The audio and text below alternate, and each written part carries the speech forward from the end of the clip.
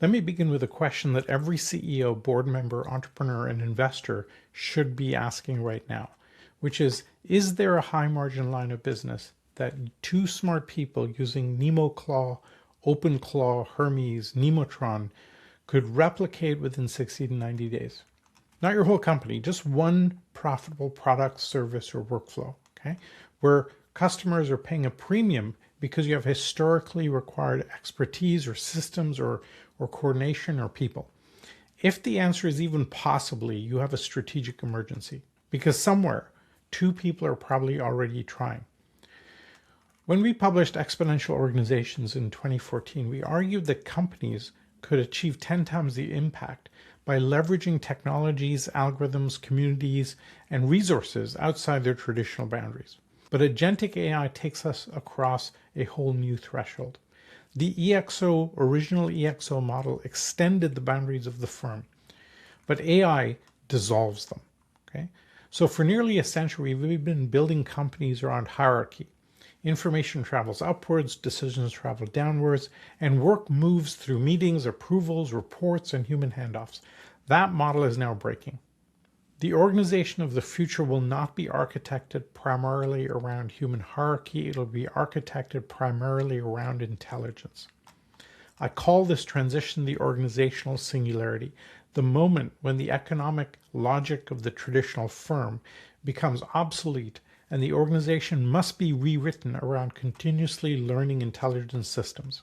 To understand this change, we have to go back to 1937, when economist Ronald Coase asked a simple question: why do companies exist? Why hire employees and build hierarchies and systems and workflows rather than just contract for goods and services in the marketplace? And his answer was transaction and coordination and execution cost.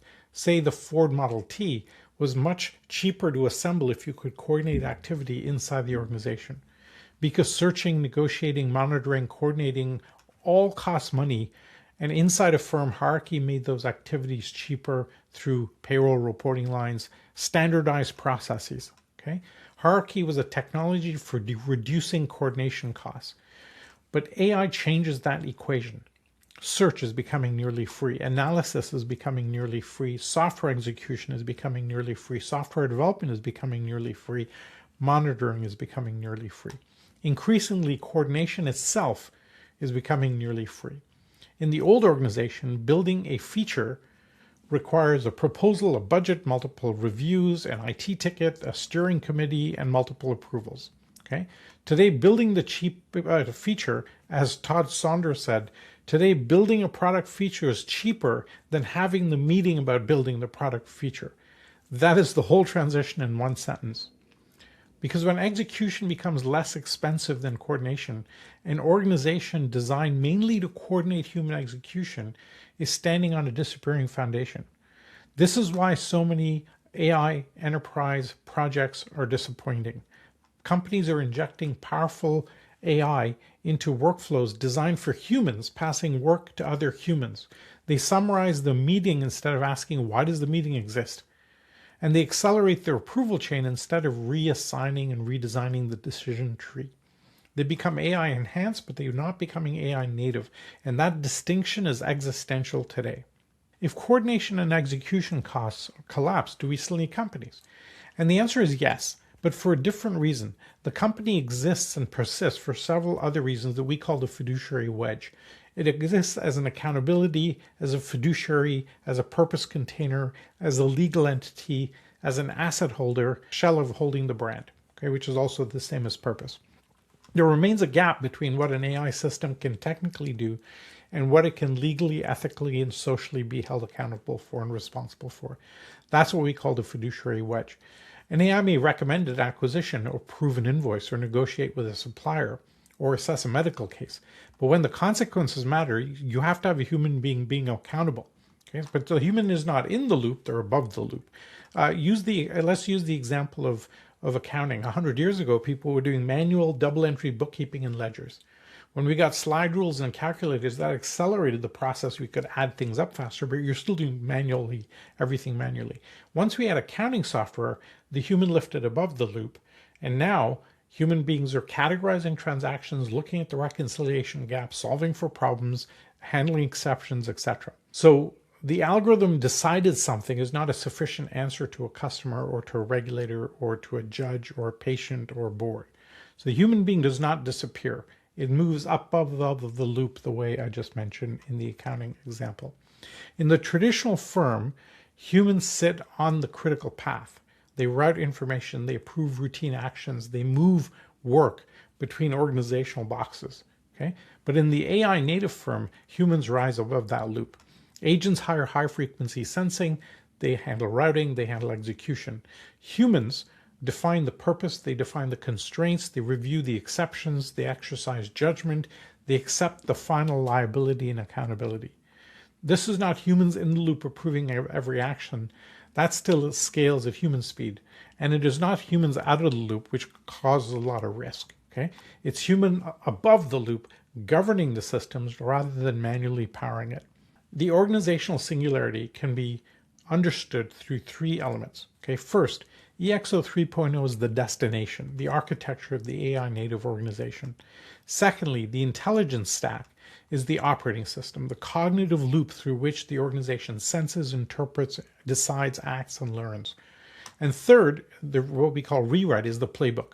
How do you go? What is the migration path from today's hierarchy to tomorrow's intelligent architecture? Okay, what's the destination? So the three things are destination, operating system, and playbook. That's EXO 3.0. EXO 3.0 begins with the massive transformative purpose, or MTP. But in the new architecture, MTP is not an inspiring sentence and a poster on a wall. It becomes a machine-readable protocol because agents need to be able to operate at that. It tells both humans and agents what the organization is trying to achieve, but more importantly, what it will never do and how it should resolve trade-offs. When execution becomes nearly free, the danger is not that the organization cannot build enough. The danger is that they build everything. Okay? Purpose becomes a control system for abundance.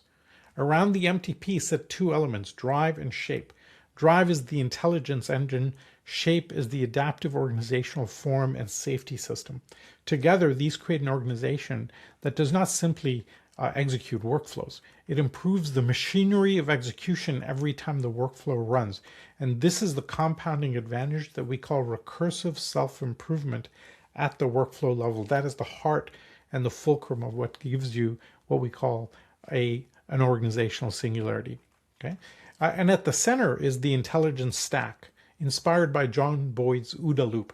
Okay? Observe, orient, decide, act. It's been used in the military for hundreds of years. And this intelligence stack has 6 layers that correspond roughly to that OODA loop. First, purpose defines the objectives, the priorities, and the constraints. Secondly, you have a sensing layer, which monitors customers, monitors operations, competitors, it monitors regulations, it monitors technology changes, it monitors the marketplace. Third, interpret, converts those signals into actual context and actual meaning. Okay. Finally, we have decide, which generates options and commits to actions within specific authority limits. Finally, we have act or orchestrate, which executes through software, through APIs, other agents, partners, humans, and other mechanisms that could come at some point in the future. And then we have learn. This is the key layer that evaluates the result and improves the workflow before the next cycle. Okay, so purpose, sense, interpret, decide, act, learn. Around that whole loop sits a very important band called govern and assure. Because every production agent needs 4 things. It needs trusted evaluations, it needs searchable logs, it needs granular rollback capability, and it needs a human review queue for consequential exceptions.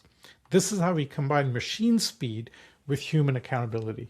Imagine a retailer whose competitor suddenly announces same-day delivery. In the traditional firm, the signal passes through strategy, finance, marketing, logistics, executive meetings. A response and an analysis for this could take months. Okay? In the intelligence stack, sensing agents detect the announcement, gather pricing, customer sentiment, operational capacity, competitive evidence. Interpretation agents then estimate the threat. Decision agents generate alternatives. Human leaders review all of those and they look at the major options and assumptions. Orchestration agents then launch bounded experiments. The governance loop blocks commitments outside their authority, and the learning layer records what worked. This is workflow level recursive self-improvement. It's not science fiction self-aware AI. It's just a very practical operating process that improves its rules, its prompts, its data, its evaluations, its routing, and its execution after every cycle. Companies whose workflows improve at machine speed will pull away very quickly from a company whose workflows improve through quarterly meetings.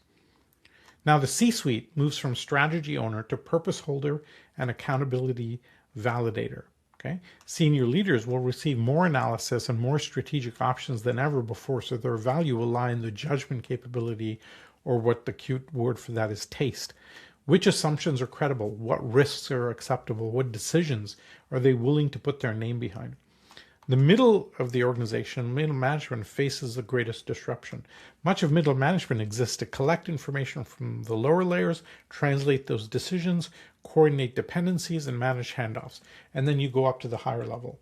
AI compresses completely that entire information routing layer, which we would call coordination using Coasian terms. The best managers become exception handlers, workflow designers, evaluators, and coaches. But organizations will also need retraining, redeployment, dignified support for roles that disappear. They must solve the missing junior loop, which means how do you train people to be senior when the little junior levels are not really even there? So tomorrow's senior judgment will be built through today's junior work, but if we automate all the entry-level tasks, we remove the ladder, right? We remove the rungs by which expertise develops. The AI native firm must really very deliberately recreate that via apprenticeships. At the coalface, employees become agentic operators. They supervise fleets of agents and they intervene in difficult cases. They correct mistakes. They feed exceptions back into that learning system. The front line becomes the primary learning surface of the company. Now, for companies larger than roughly 50 people, trying to transform the entire core is absolutely a mistake. Okay, the existing company has customers, it has systems, it has incentives, it has obligations, and an immune system designed to protect continuity. Remember that all organizations, as noted by John Seeley Brown and John Hagel, are designed for two things: efficiency and predictability. And they're all existing systems are designed to protect against risk and protect against change. The solve for that is to not disrupt the mothership if you're over 50 people. The answer is to create an AI native edge twin, ET as we call it. Okay, you create a protected 3 to 5 person team reporting directly to the CEO. Choose one high coordination, relatively low judgment workflow, copy it, rebuild it from first principles inside the intelligence stack. Now you're running an AI native workflow.